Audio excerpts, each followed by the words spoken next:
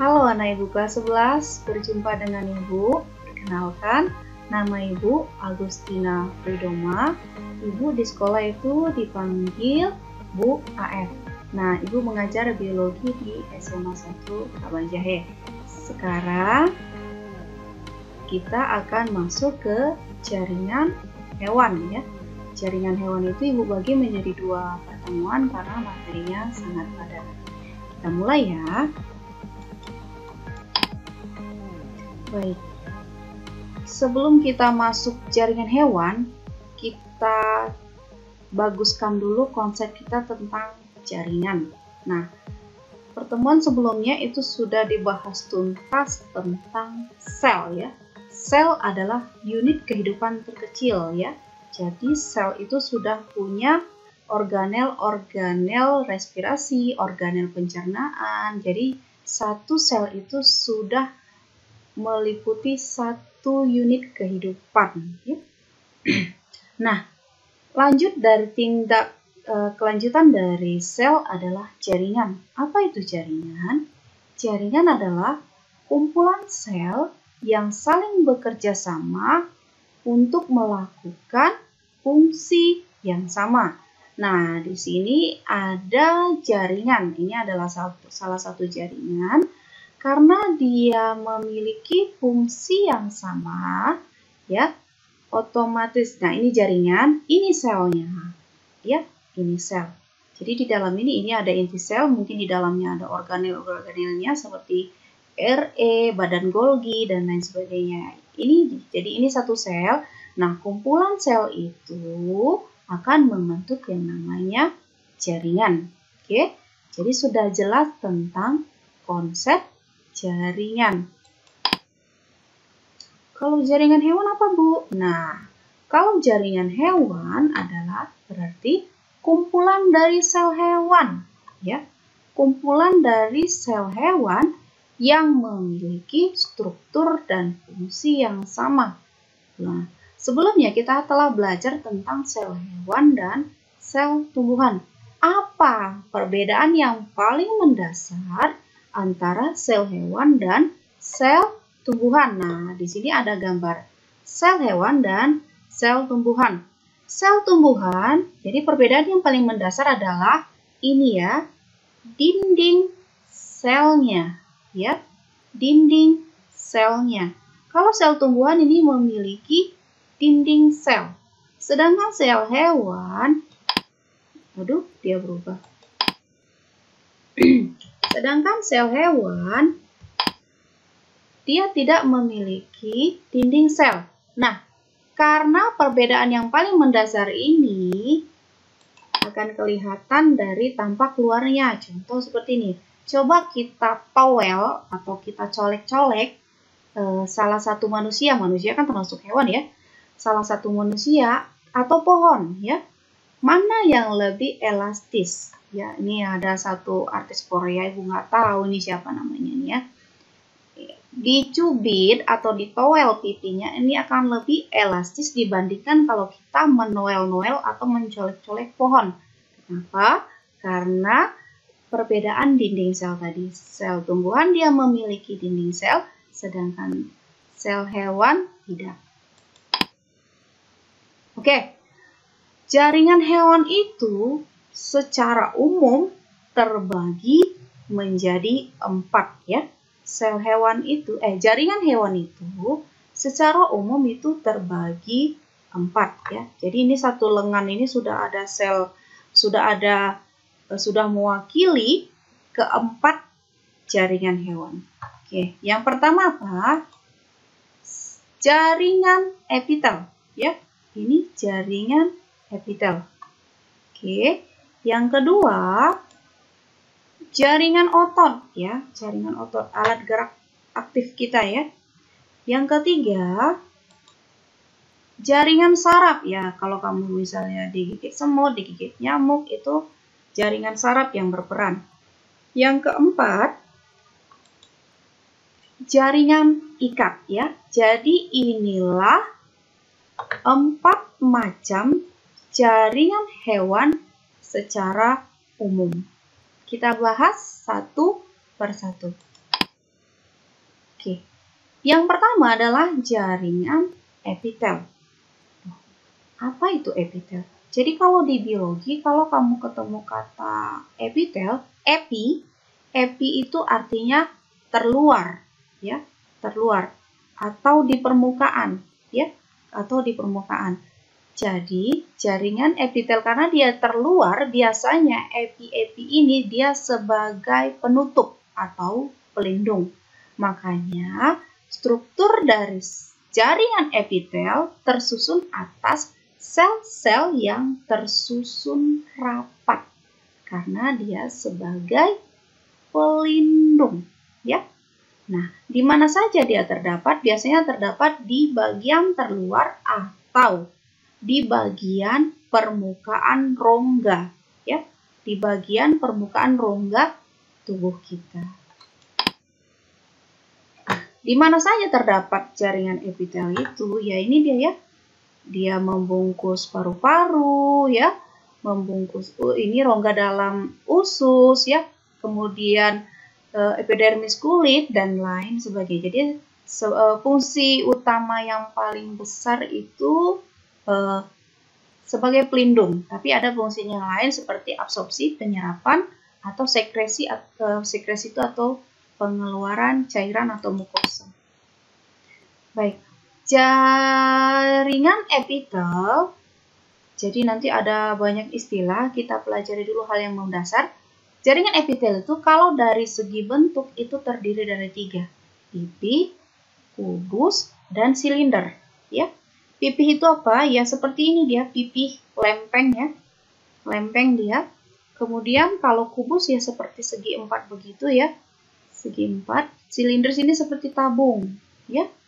Oke, jadi kalau udah paham dulu konsep pipih, kubus, dan silindris.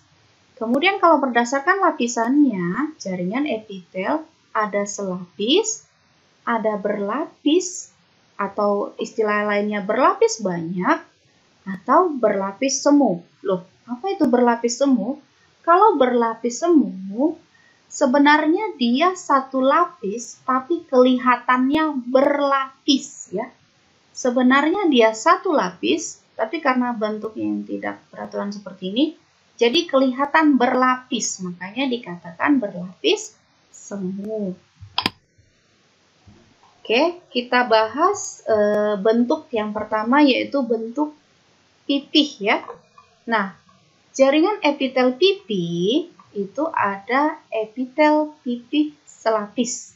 Nah, epitel pipih selapis ini biasanya terdapat pada pembuluh limfa, ya, pembuluh getah bening, ya, pembuluh kapiler alveolus pada paru-paru atau permukaan kulit. Jadi dia selain pelindung organ, dia juga melakukan difusi osmosis atau perpindahan cairan atau zat secara difusi osmosis.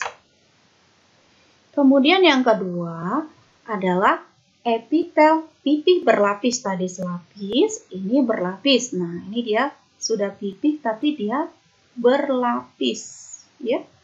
Nah, sama saja fungsinya sebagai pelindung dan sekresi, ya. Dia terdapat di dinding anus, dinding vagina, kerongkongan, dan epidermis kulit. Nah, tadi epitel pipih, sekarang epitel silindris, ya. Epitel silindris. Nah, ini ada yang selapis, ada yang berlapis, ya. Nah, kalau yang selapis dia begini, ya. Selapis, dia silindris tapi berbentuk tabung tapi selapis. Nah, ini berada pada, kalau di tubuh kita itu terdapat pada permukaan usus halus lambung. Nah, ini pada sistem pencernaan lainnya semua, ya, pada rongga-rongga dalam pencernaan, ya. Fungsinya sebagai penyerapan nutrisi, ya, karena di dalam pencernaan, ya. Sekresi mukosa atau cairan atau absorpsi, ya, sama seperti penyerapan nutrisi tadi.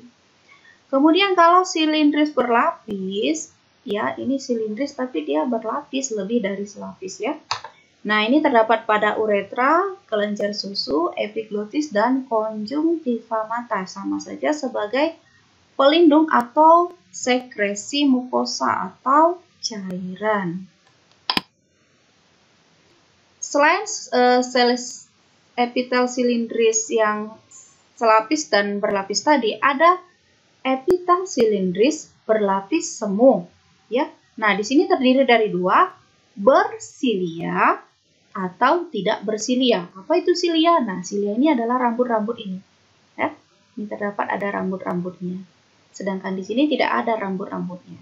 Nah, apa fungsi rambut-rambut ini? Nah, jaringan epitel silindris berlapis semu ini berada, kita ambil satu contohnya, itu di rongga hidung ya.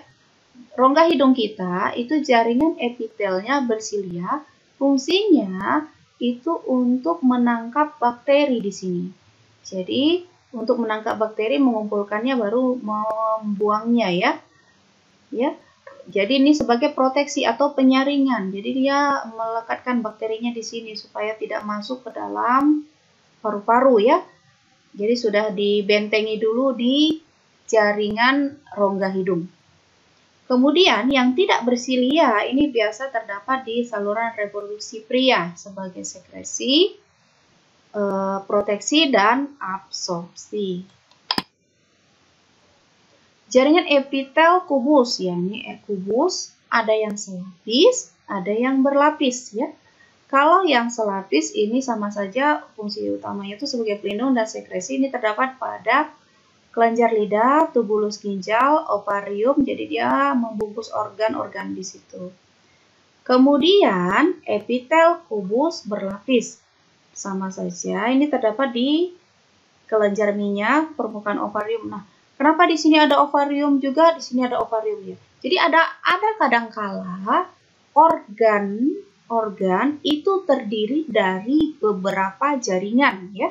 Contoh ini di permukaan ovarium ini ada epitel kubus lapis, ada juga epitel kubus berlapis. Jadi kok bisa dua kali Bu? Iya, karena ada kadangkala organ-organ itu terdiri dari beberapa jaringan yang berbeda.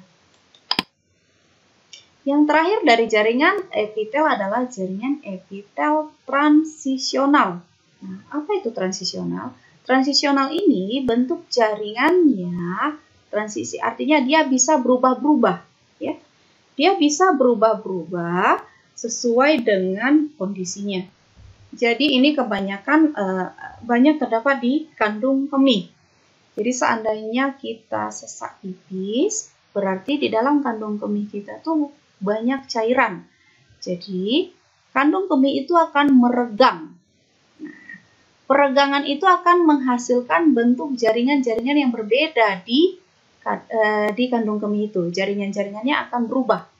Ya, makanya tadi kan secara umum di jaringan epitel sebelumnya, fungsi-fungsi jaringan epitel itu pertama sebagai pelindung, kedua sebagai sekresi, menghasilkan sekresi, ketiga dia absorpsi. Nah, khusus untuk transisional ada fungsi tambahan yaitu untuk peregangan. Jadi kalau kandung kemih itu kan harus meregang dan kadang mengecil lagi ya, seperti balon begitu ya.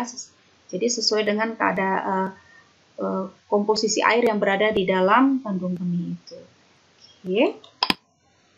Nah, tugas kamu setelah kamu mempelajari tentang jaringan epitel ini, buat ringkasan macam-macam jaringan epitel dalam bentuk tabel. Boleh lengkap dengan gambar, fungsi, dan tempatnya di dalam tubuh. Jadi kamu buat dalam bentuk tabel. Oke, sampai jumpa di materi lanjutan. Jaringan hewan yang kedua, ada baru satu tadi kita bahas ya, hanya jaringan epitel. Jadi karena jaringan epitelnya padat, jadi kita cukupkan satu. Nanti kita lanjutkan jaringan ikat, jaringan otot, dan jaringan saraf di pertemuan berikutnya. Sampai di sini dulu anak ibu. Sampai jumpa di pertemuan berikutnya. Semoga kita tetap sehat selalu. Tuhan memberkati.